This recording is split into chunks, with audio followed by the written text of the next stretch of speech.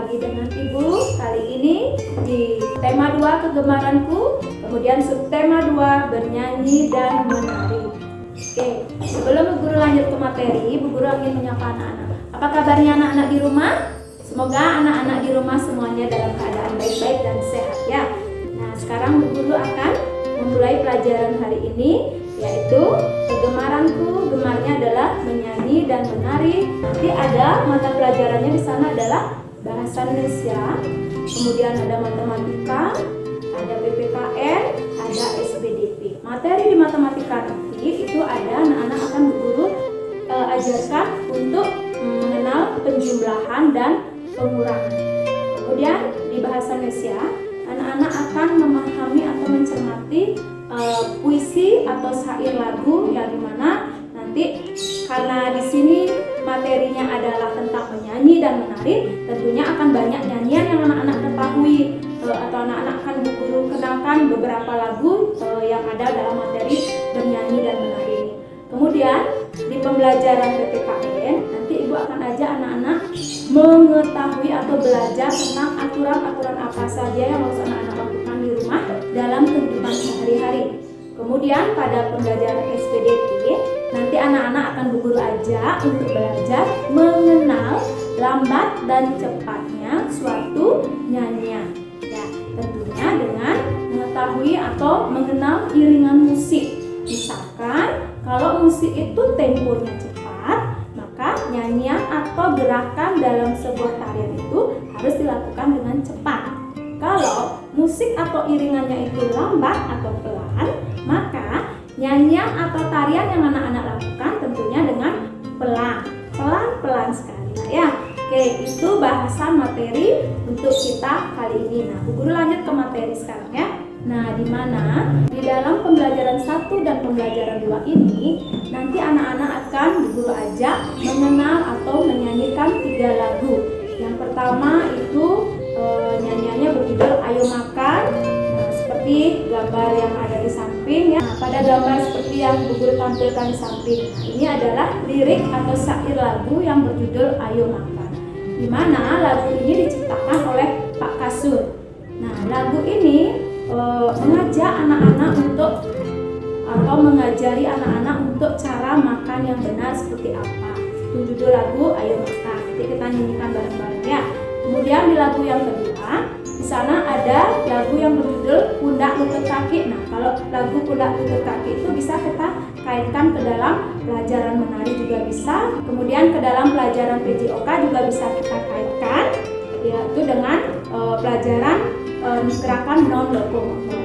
Kemudian di lagu yang ketiga itu ada lagu Terima Kasih. Jadi semua lagu itu akan Bu Guru tayangkan pada gambar ya.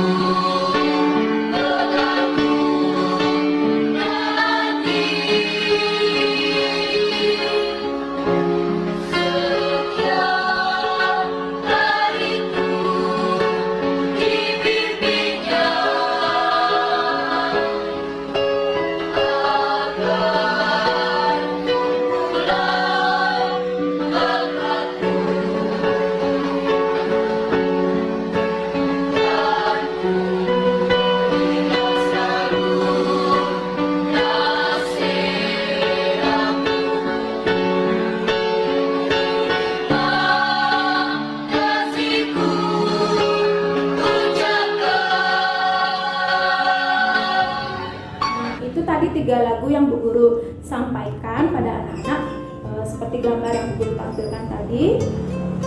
Lagu yang pertama itu adalah Ayo Makan.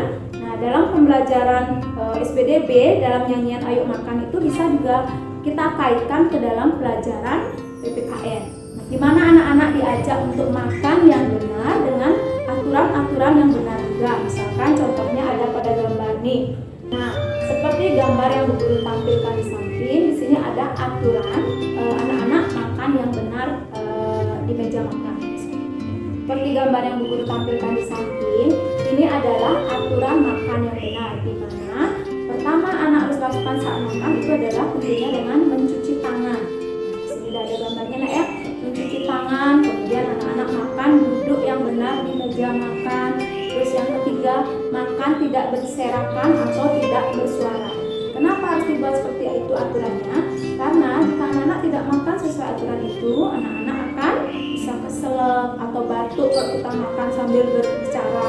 Kemudian kalau anak-anak tidak mencuci tangan saat makan, itu bisa menyebabkan anak-anak sakit perut karena ada kuman di tangan anak-anak. Terus kalau anak-anak makan tidak sambil duduk, ya tentunya misalkan anak makan dengan berdiri, itu bisa menyebabkan anak-anak jatuh saat makan. Nah, itu adalah aturan anak-anak saat makan yang benar. Kemudian aturan yang salah, di sini juga ada pada gambar. Aturan yang salah saat makan itu adalah saat makan piring anak-anak tinggalkan begitu saja di meja, itu sudah termasuk salah.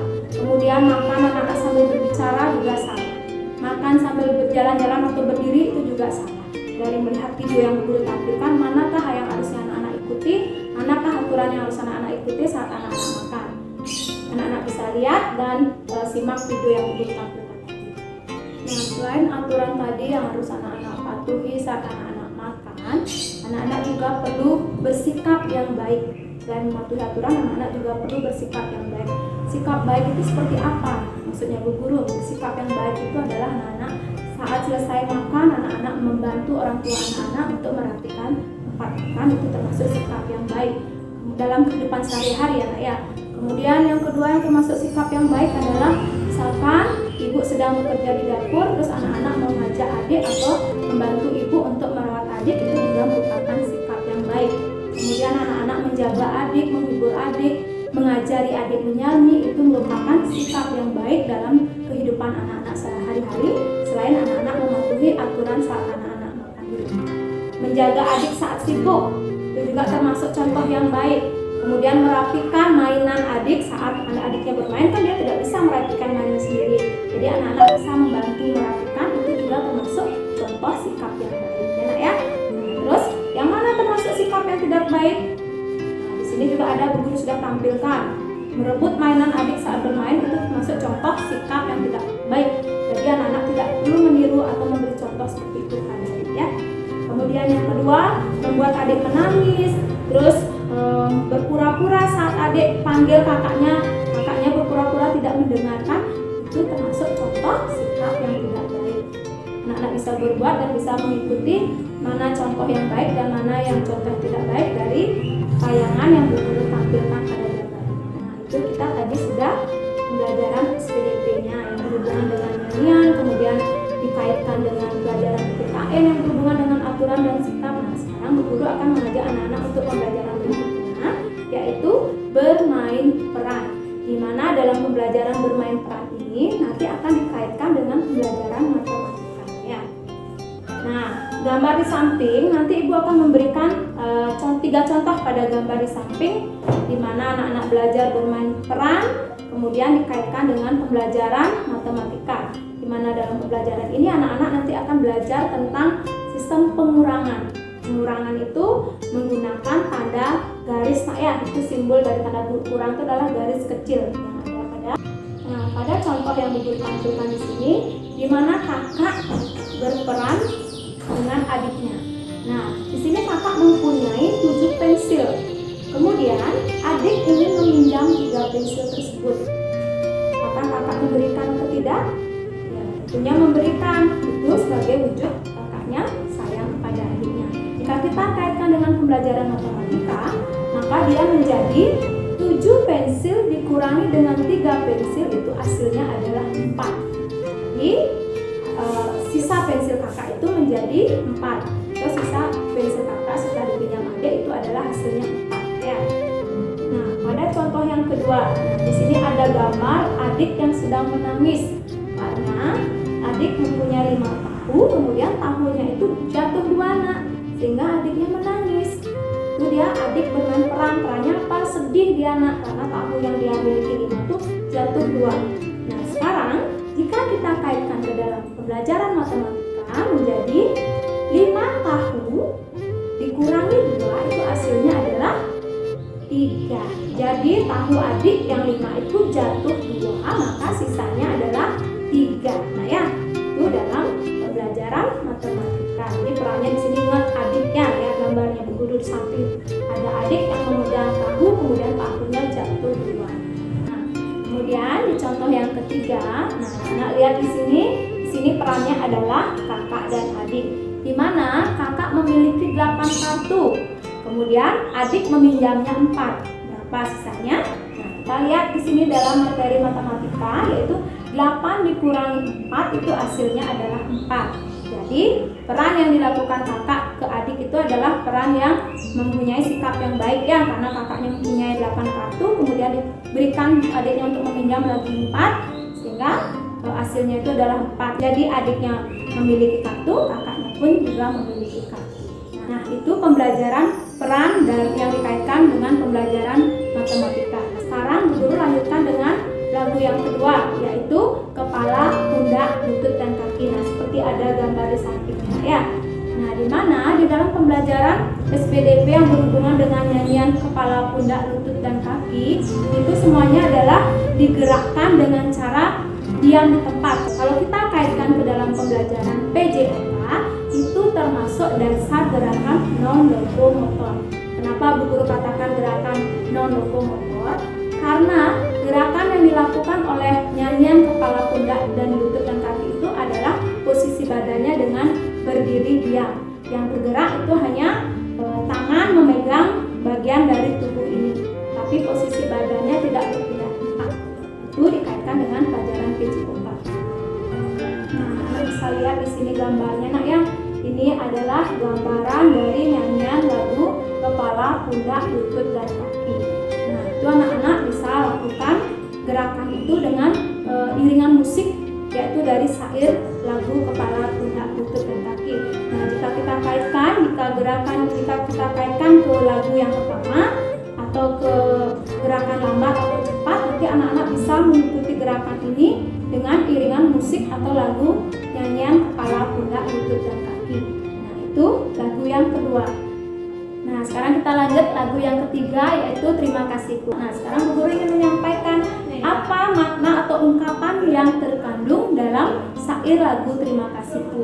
Nah, dalam lagu Terima Kasihku itu, ungkapan yang terkandung di sana adalah ungkapan terima kasih, di mana anak-anak menyampaikan rasa terima kasihnya kepada guru, di mana guru telah membimbing dan mendidik anak-anak dari tidak bisa menjadi bisa, dari tidak tahu menjadi tahu. Nah, anak-anak bisa mengucapkan atau mengungkapkan rasa terima kasih anak-anak melalui syair itu. Nah ya, seperti yang tadi kita nyanyikan bareng-bareng. Selain dari syair itu, anak-anak juga bisa mengungkapkan perasaan anak-anak atau pesan anak-anak kepada guru anak-anak atau kepada orang tua anak-anak sebagai wujud rasa terima kasih anak-anak. Selain dengan menyanyi atau menulis syair, anak-anak bisa menyampaikan dengan menulis pesan. Misalkan contoh seperti tampilan di sini. Nah, anak-anak ingin memberikan pesan itu kepada siapa atau ingin menyampaikan pesan itu kepada siapa? Jadi anak-anak tulis di sini. Pertama kepada bapak atau ibu guru, atau mungkin kepada orang tuanya anak-anak. Lalu dari siapa pesan itu? Ya tentunya dari anak-anak, karena anak-anak yang menulis pesannya. Nah, terus yang ketiga, pesan apa yang anak-anak ingin sampaikan?